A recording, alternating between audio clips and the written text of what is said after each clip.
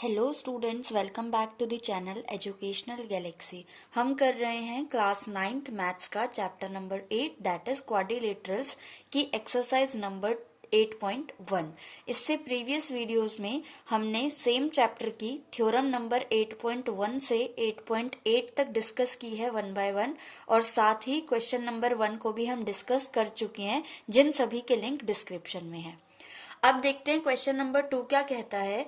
If the diagonals of a parallelogram are equal then show that it is a rectangle.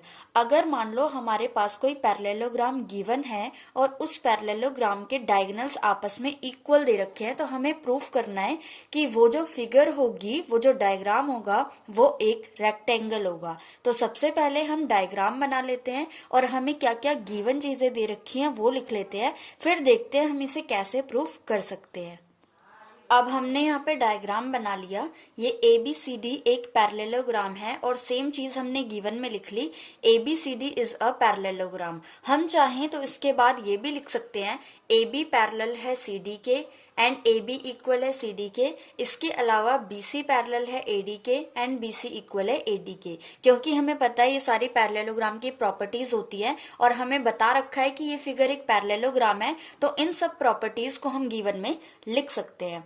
इसके बाद to prove हमें proof क्या करना है, ABCD इज अ रेक्टेंगल। हमें proof करना है ये जो फिगर है ये एक रेक्टेंगल है। तो सबसे पहले हम रेक्टेंगल की प्रॉपर्टीज को अगर सोचें कि रेक्टेंगल की क्या प्रॉपर्टीज होती है, तो सबसे पहली तो यही कि अपोजिट साइड्स आपस में इक्वल एंड पैरेलल होती हैं, जो कि ऑलरेडी पैरेललोग्राम की भी होती है। तो आधा क्वेश्चन तो हमें पहले से ही सॉल्व करके दे रखा है कि हमें opposite sides equal and parallel given है।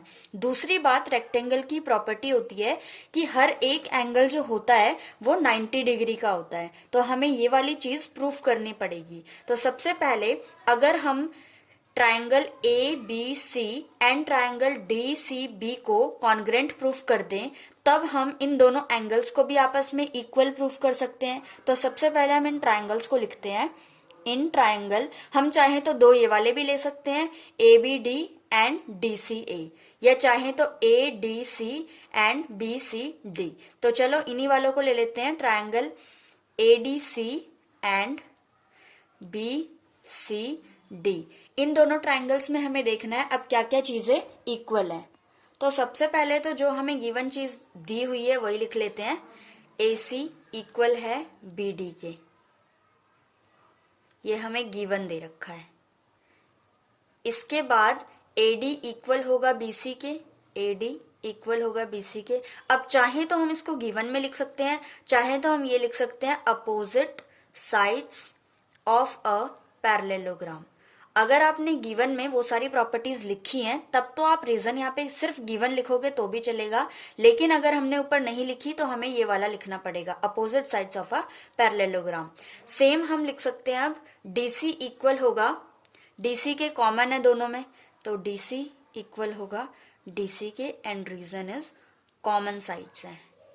तो तीन चीजें हमने बता दी। अब हम लिख सकते हैं देयरफॉर ट्रायंगल ADC जो है वो कॉन्ग्रेंट है ट्रायंगल BCD के, और कौन सी प्रॉपर्टी से, by SSS, side side side से ये दोनों ट्रायंगल्स आपस में कॉन्ग्रेंट हो गए। अब क्योंकि ये दोनों ट्रायंगल्स आपस में कॉन्ग्रेंट हो गए हैं तो हम लिख सकते हैं एंगल D को इक्वल एंगल C के, और रीजन क्या लिख सकते हैं, by CPCT, corresponding parts of congruent triangles.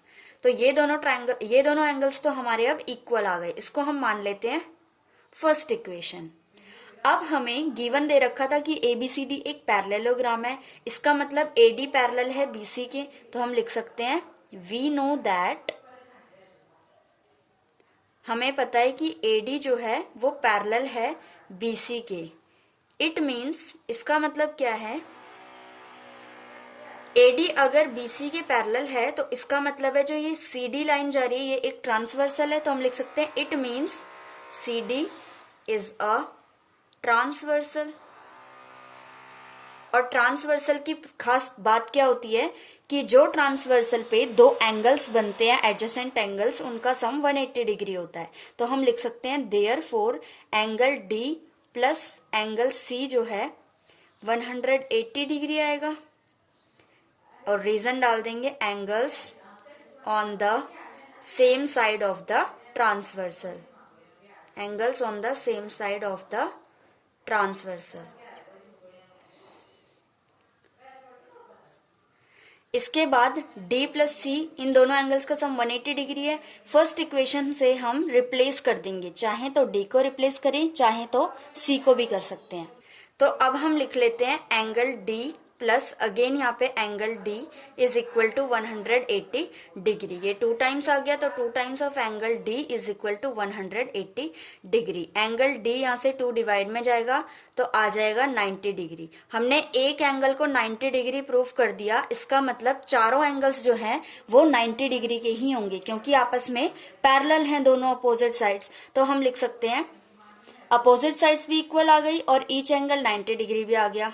तो हम लिख सकते हैं therefore each angle of ABCD is 90 degree, therefore ABCD is a rectangle.